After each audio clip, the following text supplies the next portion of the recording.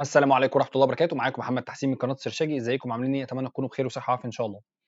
في الفيديو ده إن شاء الله هاشرح لك معادلة من المعادلات المهمة جدًا، جدًا، جدًا، جدًا، جدًا في مجال تحليل البيانات، وهي معادلة فلتر. إن أنت إزاي تفرز كده البيانات اللي تخش لك علشان مش أي بيانات تخش لك وخلاص. فهمت قصدي إيه؟ تعالَ كده أما أوريك حاجة كده ممكن تستفيد بيها جدًا، جدًا، جدًا في الموضوع ده. بُص كده. إحنا دلوقتي عندنا جدول بالجدول ده كده، الرقم، الاسم، العمر، القسم، التقييم، التاريخ وهكذا. دلوقتي دي بيانات حد بيدخّلها، يعني نفترض إن البيانات دي في حد بيدخّل البيانات دي manual أو بتخش عن طريق Google form وبتحذف في Google sheet أيًا كان هي إيه. فأنا دلوقتي عايز البيانات اللي تيجي لي من قسم المبيعات فقط أو من قسم التسويق فقط، فنعمل إيه؟ قال لك بُص، تعالَ كده أما أوريك. إحنا دلوقتي هنعمل إيه؟ هنقول له كده معادلة فلتر. أول حاجة بيقول لك الrange ده اللي هو إيه؟ أنت عايز تجيب أنهي data؟ أقول له بُص هات لي الdata دي كلها، اللي هو من أول هنا كده لحد هنا، يعني من أول A1 لحد مثلًا G100 مثلًا، اللي هي تنزل تحت 100 مثلًا، خلاص كده؟ تمام، كوما. أنت عايز تفلتر بقى بناءً على إيه؟ أقول له بُص أنا عايزك تفلتر لي على القسم ده كده، اللي هو D100 ده، نخليه يعني إيه، بدل ما أعلّم على أنزل لحد 100 كده أنا باكتب D100 أهو. أنا عايز من أول D1 لD100 بتساوي كلمة إيه؟ تساوي كلمة باعمل double quotation عشان الكلمة دي اسمها مبيعات، مبيعات دي مبيعات أهو. يبقى هات لي كلمة مبيعات بتتحط ما بين double quotation اللي هو shift طه. خلاص كده يا جماعة؟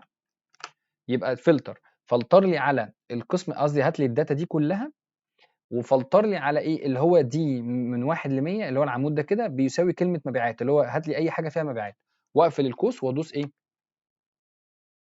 معلش كده لحظة أهو، واقفل القوس أهو، معلش عشان بس إيه أهو، مبيعات أهي، ونشيل قصدي القوس ده كده ونشيل كده، بس كده أهي، مبيعات وندوس Enter. بُص إيه اللي حصل، ركّز بقى كده، إحنا ممكن بقى إيه نجيب الheader ده، يعني ممكن نجيب القسم الحتة دي كده ونحطها هنا كإيه copy، يعني أهو هنا كده ونحطها هنا كده copy paste. بُص جاب لي إيه، جاب لي كل قسم المبيعات أهو، بُص الأرقام أهو، وجاب لي كل حاجة المبيعات فقط. فهمت قصدي إيه؟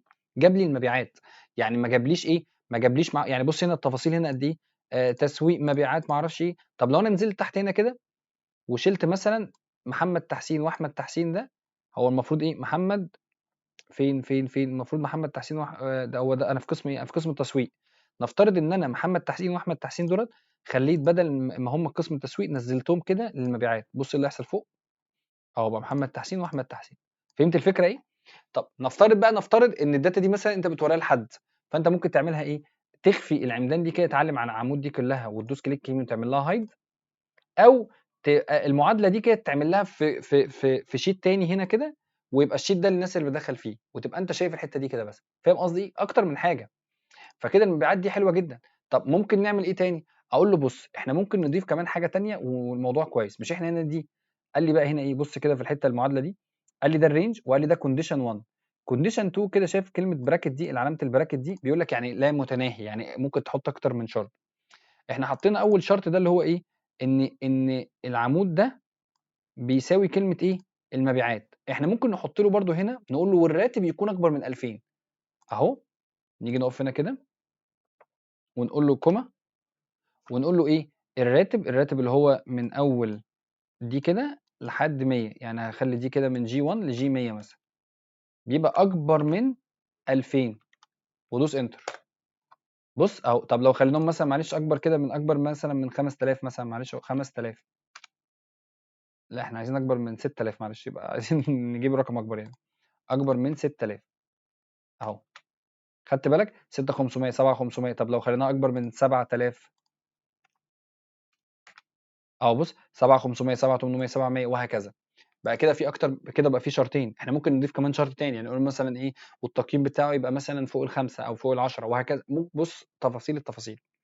معادلة فلتر، ركّز في المعادلة دي، المعادلة دي مهمة أوي، أوي، أوي، صدّقني playlist أو قائمة التشغيل بتاعة Google sheet والله العظيم هتفيدك، والله، والله، والله هتفيدك، وأنا أقسمت لك بالله. فبس كده، فإن شاء الله، إن شاء الله يبقى خير، وتابعوا البلاي ليست دي ان شاء الله، ان شاء الله تستفيدوا. بس كده، شكرا جدا ليكم. كان معكم محمد تحسين، ما تنساش تعمل لايك وتشترك معايا في القناه. كان معكم محمد تحسين من قناه السرشاجي، والسلام عليكم ورحمه الله وبركاته.